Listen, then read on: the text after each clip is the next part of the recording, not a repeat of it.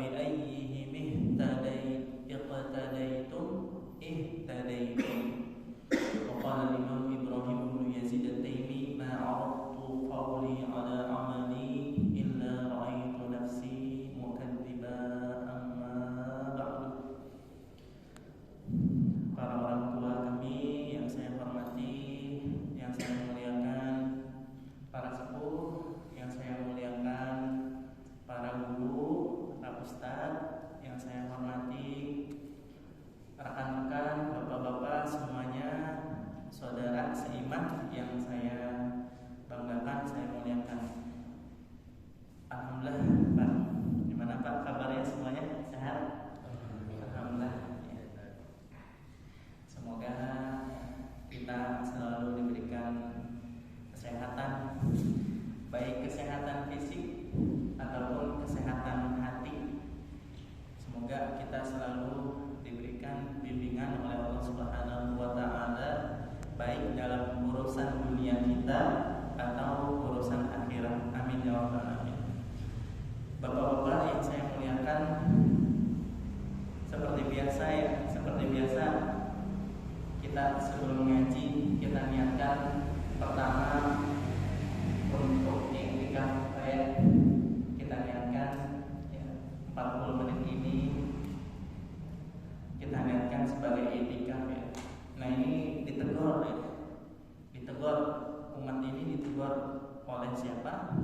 Oleh Imam Nawawi. Imam Nawawi Pak, mungkin sering dengar Pak ya. Imam Nawawi itu ulama wafat tahun 676.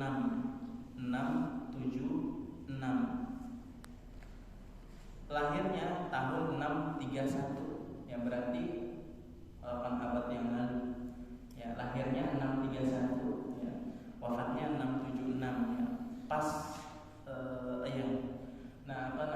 beliau ulama besar Pak. Ulama besar mazhab Syafi'i ya. Imam Nawawi itu buku-buku mazhab Syafi'i Pak, itu merujuk ke buku beliau. Jadi kesimpulannya Pak, kita ya mayoritas orang Indonesia ya, dan beberapa negara di dunia kita bermadzhab Syafi'i itu semuanya berhutang Pak, berhutang kepada Imam Nawawi. Oh iya, Imam Nawawi ada dua, Imam Nawawi Al-Bantani. Nah itu kebanggaan kita ya, dibanggakan oleh dunia ya, oleh alam Islam internasional. Nah itu ya keturunan Indonesia. Nah ada lagi Imam Nawawi Ad-Dimashqi, yaitu dari Damaskus. Yang saya maksud ini Damaskus ya. Nah beliau menegur Pak dalam salah satu kitabnya, itu beliau menegur bahwasanya apa? Niat i'tikaf masuk masjid itu adalah sunnah mahjurah, adalah sunnah yang sudah pasti kesunahannya dari Rasulullah, tapi mahjurah, tapi ditinggalkan oleh kaum muslimin. Ya, kata Imam Nawawi, hendaknya orang muslim selalu memperingati ya, mengingatkan sunnah ini kepada para orang tua dan kepada para anak. Kata Imam Nawawi, ini nasihat Imam Nawawi ya. Nasihat Imam Nawawi apa? Niat i'tikaf sebelum masuk masjid adalah sunnah mahjur yang banyak ditinggalkan. Padahal itu sunnahnya disepakati oleh 3 ulama Pak.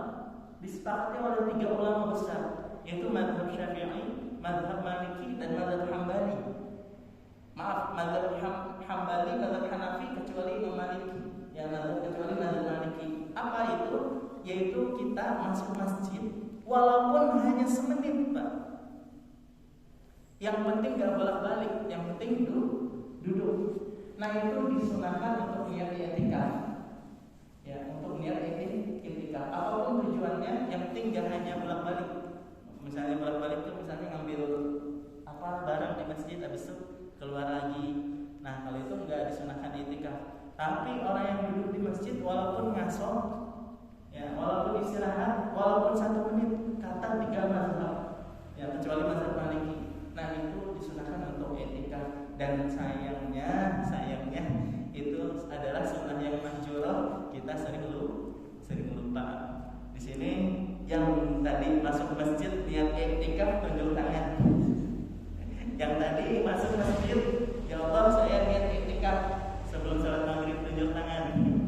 Ya mungkin ada sebagian, tapi kebanyakan kita lupa. Yuk kita niatkan sekarang. Kata ulama apa? Iktikaf adalah ibadah yang gak ada keutamaannya disebut dalam hadis. Jadi Pak, ibadah apa yang besar tapi pahalanya gak disebutin sama Nabi? Ibadah apa yang pahalanya besar? Ibadah apa yang penting dimudawamah oleh Rasulullah tapi gak ada pahalanya disebutin di hadis, apalagi di Quran? Jawabannya adalah iktikaf. Iktikaf Pak, para ulama ngeriset hadis-hadis sahih, hadis-hadis hasan Pak, nggak ada sebutan pahalanya. Kata ulama apa? Ini dalil bahwasanya pahala iktikaf itu rahasia khusus, nanti yang membalas adalah Allah Subhanahu wa Ta'ala. Itu kata para ulama. Seperti biasa Pak, kita sebelum kajian jangan lupa kita lihat iktikaf ya, apalagi kajian, yaitu kita 40 menit. Nah yang kedua adalah kita niat semoga kajian ini bisa menambah akhlak kita, memperbagus akhlak kita, memperbagus iman kita beribadah, kemudian bisa menjadi sebab pengampunan dosa kita Pak. Jadi pengampunan dosa kita. Kenapa Pak? Kenapa? Mungkin ya yang sering ikut kajian saya mungkin bosan, ini Iskandar kenapa setiap kajian negor niat terus gitu. Ya seperti itu. Kadang-kadang sampai 5 menit sampai 10 menit ya. Saya katakan Pak, khusus saya pribadi, ya Allah Pak, kita nggak punya amal apa-apa Pak. Kita nggak punya amal apa. Ya. Kita ngaji seminggu baru 2 kali Pak. Sholat juga nggak khusyuk, baca Quran juga males Pak. Sholat tahajud sering tertinggal, sholat duha sering lupa. Ya, banyak kelalaian Pak. Satu aja Pak, satu aja. Ya. Ibadah yang mungkin menyelamatkan kita yaitu niat Pak. Niat. Mungkin Pak, mungkin ya. Kita 40 menit ini setiap kajian kakak ada yang nempel pelajaran Pak. Ya, kita setiap kajian ustaz siapapun di masjid manapun ya, 40 menit sejam kadang-kadang nggak ada yang nempel Pak. Ya karena ilmu berat ya. Jangankan saya aja merasa berat ilmu ini Pak. Tapi kalau di amalnya niat, kayak ya Allah, saya mah dapat niatnya aja. Sholat Pak, sholat ya Allah, berapa sholat yang kita khusyuk? Kita udah sholat puluhan tahun, coba sholat yang khusyuk itu udah berapa kali? Kata para ulama apa? Nanti di akhir zaman ya, nanti di akhirat kelak orang itu dapat pahala sholat macam-macam. Nanti di akhirat kelak ada orang yang dapat pahala sholatnya hanya setengah. Kenapa? Karena dia sholatnya khusyuknya cuma setengah, atau 2 kali sholat khusyuknya sekali. Masya Allah. Ada nanti di antara kita di akhirat kelak yang dapat pahala sholat hanya 1/3, 2/3-nya bengong ketika sholat. Ada di antara kita yang dapat 1/4 karena memang khusyuknya 1/4. Ada di antara kita yang dapat pahala sholat 1/5, ada yang 1/6, ada yang 1/8, ada yang 1/10. Karena kenapa? Sholat 10 menit dia khusyuknya cuma semenit. Dan nanti di akhirat kelak ada orang, dan itu kebanyakan umat, yang mana sholatnya nggak dijadikan pahala, sholatnya dijadikan pakaian kotor dicampakkan ke mukanya Pak. Karena kenapa? Sholatnya nggak pernah khusyuk. Sifat-sifat orang munafik, khusyuknya itu hanya sedikit. Coba aja pakai menit Pak, pakai menit ya. Kita sholat 10 menit ya. Kira-kira khusyuknya berapa detik? Khusyuk itu artinya kita ingat Allah dan kita menghambakan diri kepada Allah. Intinya apa Pak? Intinya nggak ada amal ibadah yang kita lakukan tuh yang dijamin diterima oleh Allah Subhanahu wa Ta'ala. Oleh karena itu kata seorang ulama salaf Pak, seorang ulama salaf, perkataan terkenal sekali. Kata beliau apa? Andaikan saya tahu ada ibadah saya yang keterima satu aja, saya berharap ingin meninggal cepat-cepat. Andaikan tahu saya tahu ya, kata ulama salaf, andaikan saya tahu ada satu ibadah saya yang udah keterima, udah ada yang keterima gitu, maka saya berharap meninggal. Ya karena kenapa? Satu ibadah aja kalau udah diterima di sisi Allah kayaknya aman Pak.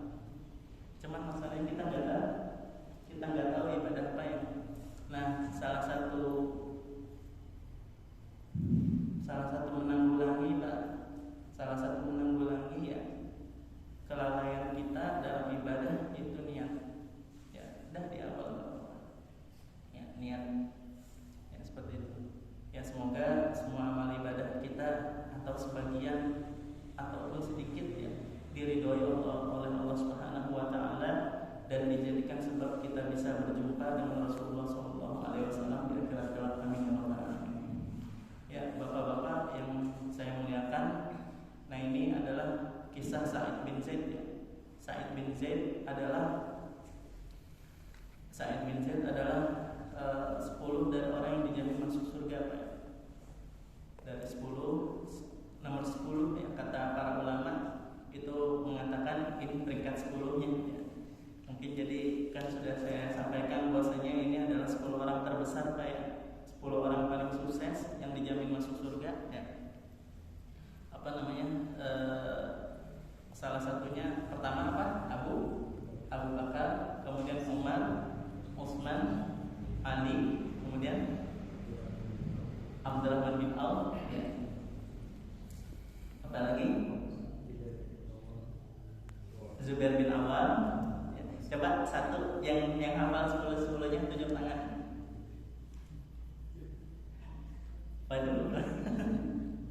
Ya Pak. Aduh Pak, ini PR Pak ya.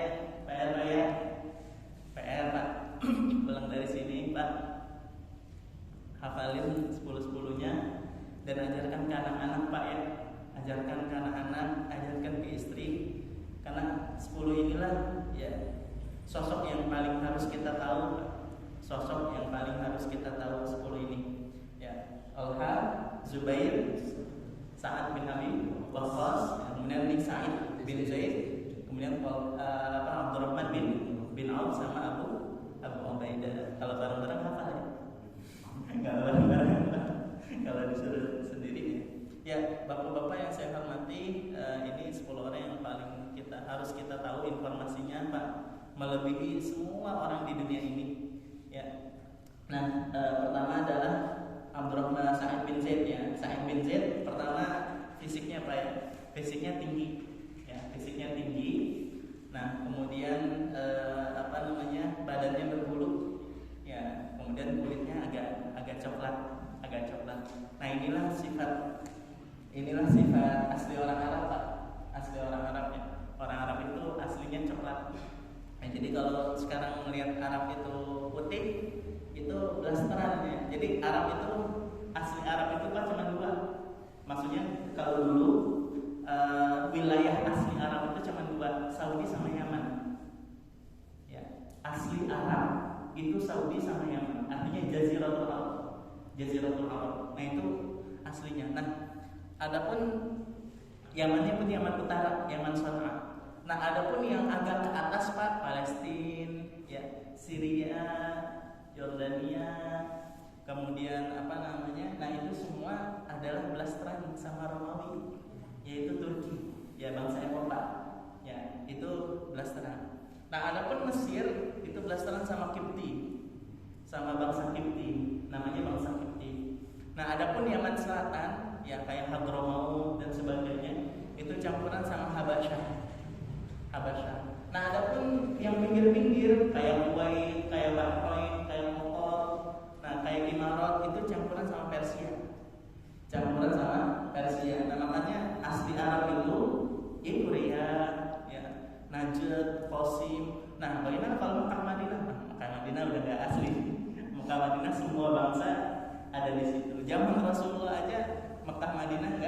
nggak asli, banyak pendatang. Nah yang asli itu Saudi, tapi kecuali Mekah, Madinah, sama Yaman Utara, itulah aslinya Arab di situ.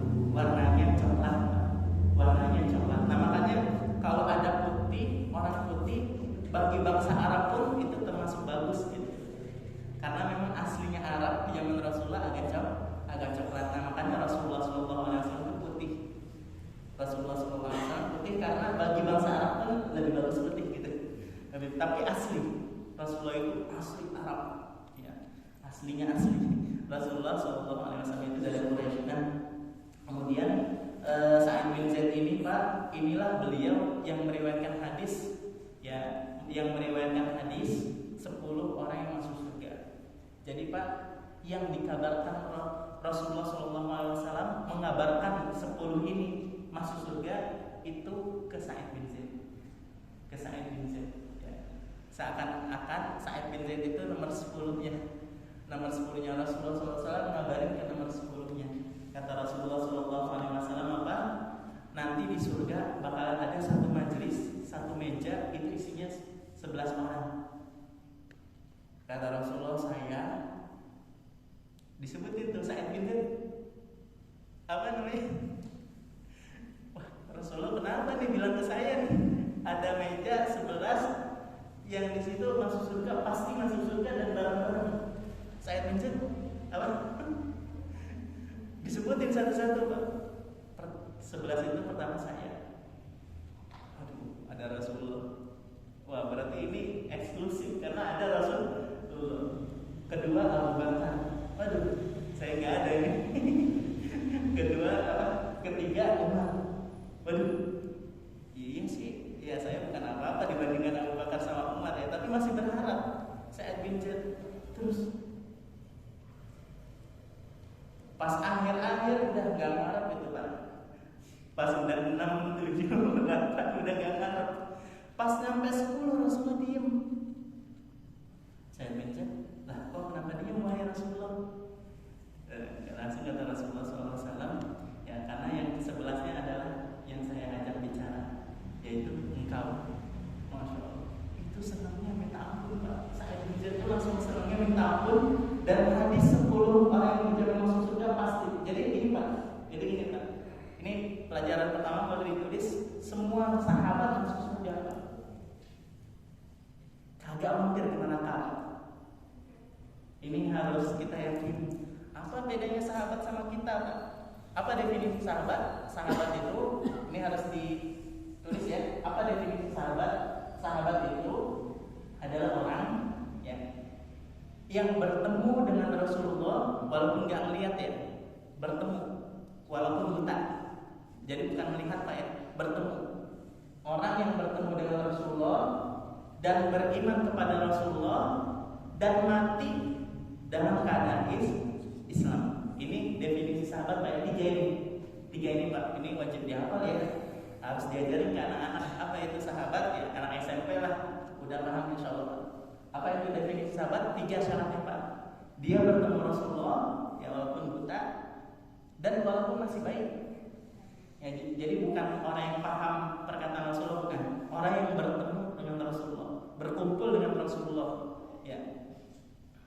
Apa namanya? Beriman kepada Rasulullah ya. Kemudian meninggal dalam keadaan imannya. Nah, Pak, apa perbedaan kita sama Rasul? Kita sama sahabat ya. Masalah di akhiratnya bedanya adalah sahabat semuanya masuk surga tanpa hisab. Tanpa mampir ke neraka. Enggak ada sahabat yang neraka. Kalau ada, ini kata mayoritas ulama begini Pak, yang saya sampaikan ini mayoritas ulama. Kata para ulama, kalau ada sahabat ya, misalnya ya melakukan sebuah kesalahan gitu. Melakukan sebuah kesalahan ya, insya Allah Ustadz kan sering menyebutkan hadis. Mungkin nanti ada kasus kok zaman Rasulullah ada kasus gini, ada kasus zina, ada kasus apa. Nah itu bisa jadi dia bukan sahabat, orang munafik Pak. Atau dia sahabat tapi langsung tobat ya. Jadi nggak ada sahabat yang Pak, banyak sahabat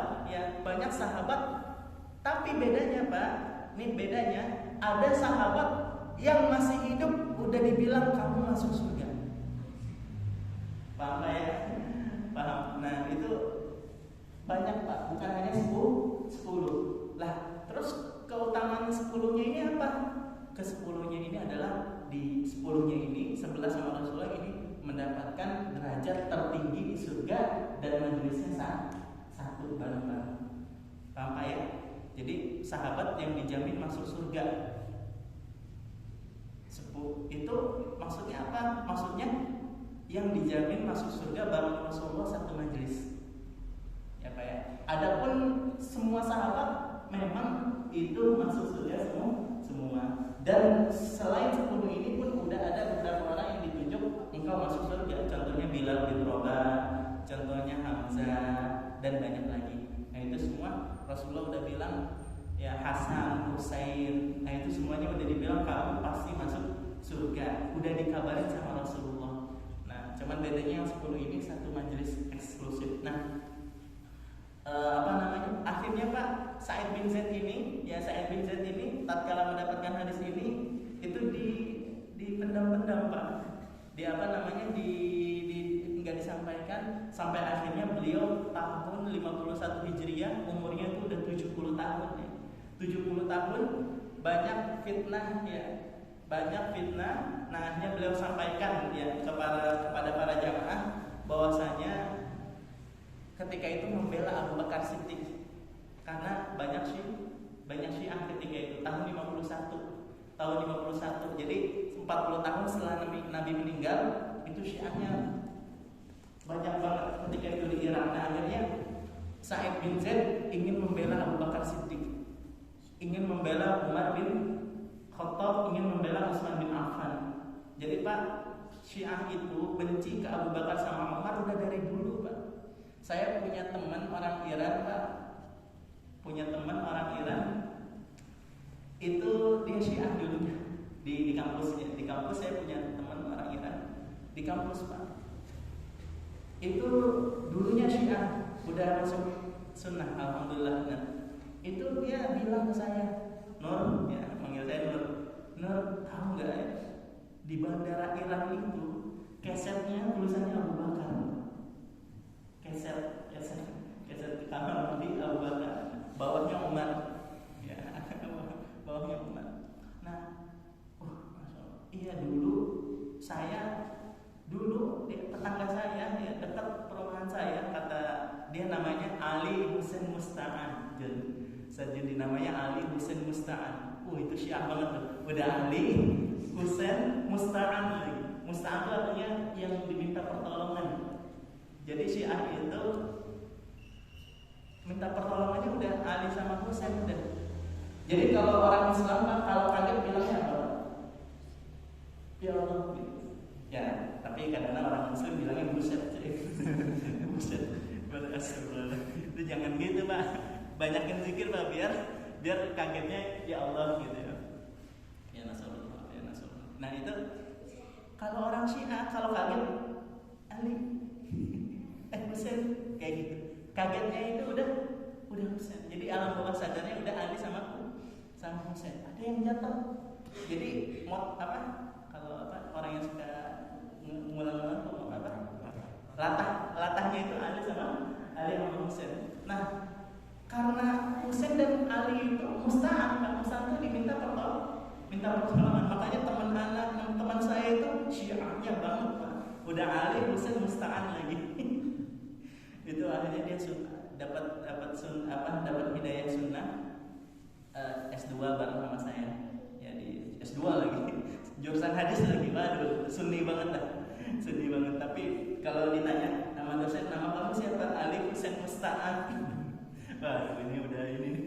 Nah itu kata beliau saya dulu lagi masih kecil, ya ada teman saya, ada tetangga saya, bayi namanya Abu Bakar. Itu langsung dimasukin ke oven sama orang Syiah. Bayi dimasukin ke oven, ngebunuhnya itu. Aduh, parah banget. Ya seperti itu. Nah, jadi dari dulu itu Pak, ya Syiah yang masuk ke Indonesia Pak, semua ahli bid'ah yang ada di Indonesia itu masih ya kuburiyun yang ada di Indonesia itu masih dikit lah. Syiah yang masuk di Indonesia, Khawarij yang masuk di Indonesia dikit lah. Minder kalau dibandingkan sama yang di Pakistan, sama India, sama Mesir. Nah, makanya kalau di Indonesia kalau sama yang begitu-gitu jangan galak-galak Pak ya. Ya karena mereka masih kesalahannya itu masih dikit Pak. Kita harus lembut. Nah, di zaman Sa'id bin Zaid Pak, tahun 51 Hijriah Pak, itu Syiah udah keterlaluan. Hanya Sa'id bin Zaid ketika itu bayangkan umur tahun 51 Hijriah, 40 tahun Nabi telah wafat, masih ada Sa'id bin Zaid jadi sepuh. Akhirnya beliau ceramah Pak, ceramah ya di masjid, kalau nggak salah di Masjid Jami' Kufah, ya Kufah itu ketika itu udah banyak syiahnya. Nah, beliau ceramah apa? Rasulullah SAW pernah bersabda bahwasanya ada 11 ya orang yang di ini bakalan bareng. Yang pertamanya adalah Rasulullah, yang kedua Abu Bakar, dan ketiganya adalah Umar bin Khattab.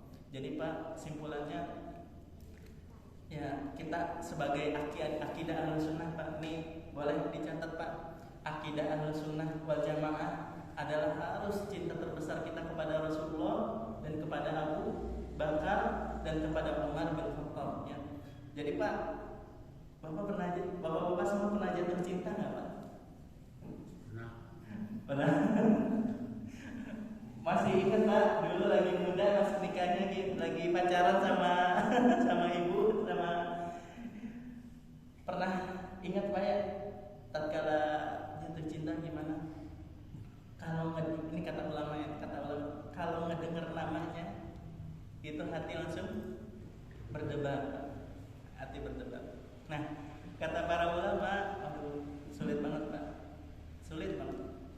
Kata para ulama, tanda cinta kita ini Ahlussunnah yang imannya kuat adalah kalau mendengar nama Rasulullah, kalau mendengar nama Abu Bakar, kalau mendengar Umar bin Khattab, itu hati kita berdebar Pak. Karena kenapa? Karena beliaulah orang yang paling kita cintai.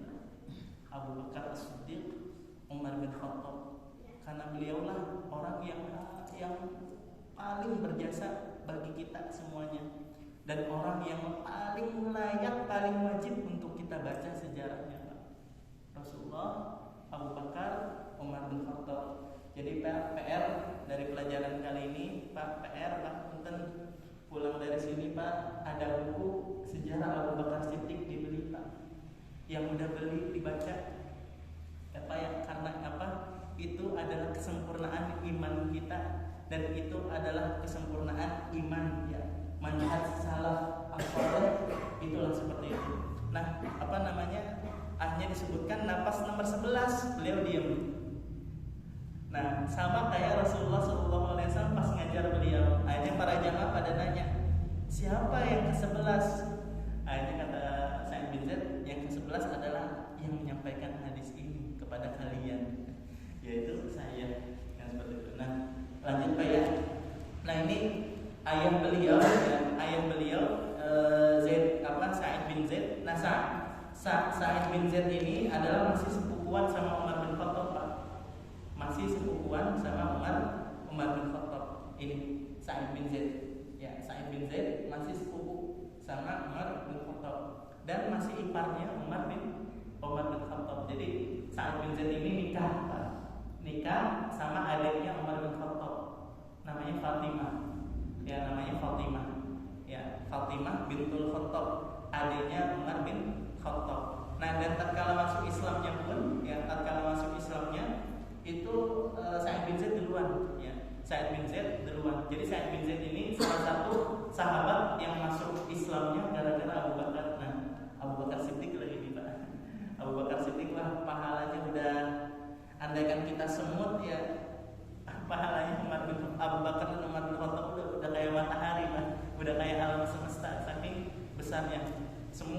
Hampir semua yang masuk Islam itu pahalanya adalah pahala Rasulullah SAW, termasuk pahala Abu Bakar Nah, jadi semua orang yang masuk Islam itu pahalanya disumbangin ke Abu Bakar Siddiq. Nah, dan pahalanya Abu Bakar Siddiq dan semua hamba itu pahalanya ke Rasulullah SAW, karena beliaulah yang pertama kali mengajak orang masuk Islam. Nah, Sa'id bin Zaid ini masuk Islam duluan sama istrinya yaitu Fatimah. Ya, jadi Sa'id bin Zaid adik iparnya Umar bin Khattab. Harus hafal Pak ya. Nah, kemudian Sa'id bin Zaid udah masuk Islam. Nah, itu nggak ketahuan Islamnya sama Umar bin Khattab. Nah, akhirnya sampai suatu ketika Sa'id bin Zaid ngaji sama Fatimah sama guru beliau namanya Khabbab. Ya, Khabbab Ibnu Al-Arad. Ya, Khabbab Ibnu Al-Arad ngaji di rumah, Pak. Ngaji di rumah anak. Umar bin Khattab itu, Pak, ya tatkala dari tahun ke-1 Hijriah sampai tahun ke-5 Hijriah, 5 tahun, Pak, itu menyiksa sahabat-sahabat Nabi, Pak. 5 tahun. 5 tahun. 5 tahun dan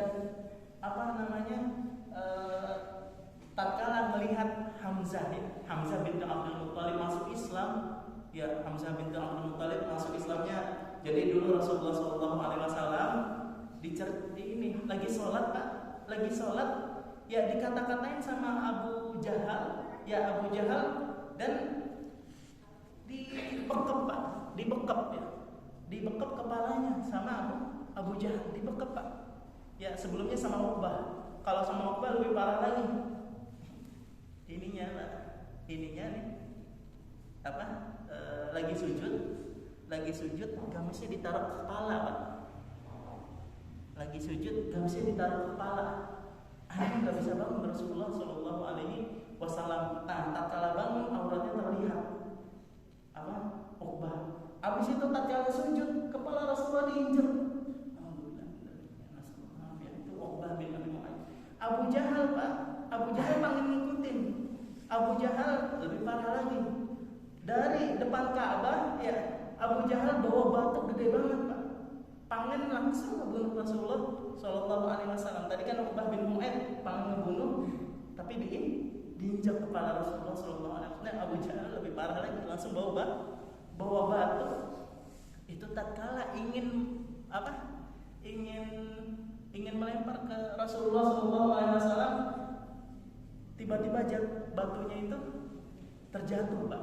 Batunya terjatuh di depan Rasulullah SAW. Rasulullah yang nggak kena. Akhirnya Abu Jahal balik lagi ke komplotannya, mukanya bengep, Pak. Abu Jahal, mami kan? Ya. Kenapa Abu Jahal warna kamu jadi berubah? Maksudnya langsung membiru badannya.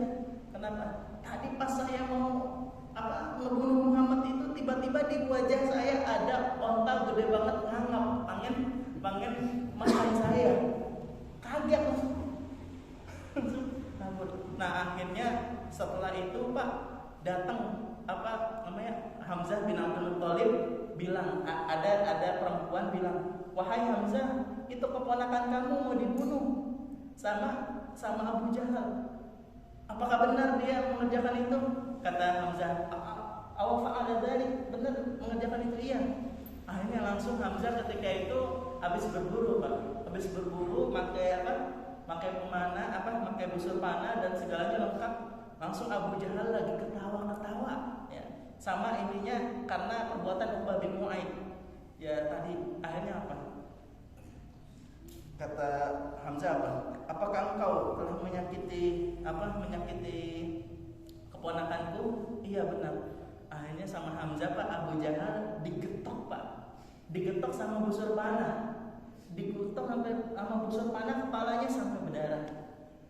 Habis itu masuk Islam. Nah, melihat itu Umar bin Khattab marah, Pak. Ya Allah, ini Hamzah udah masuk Islam. Islam pasti akan mulia.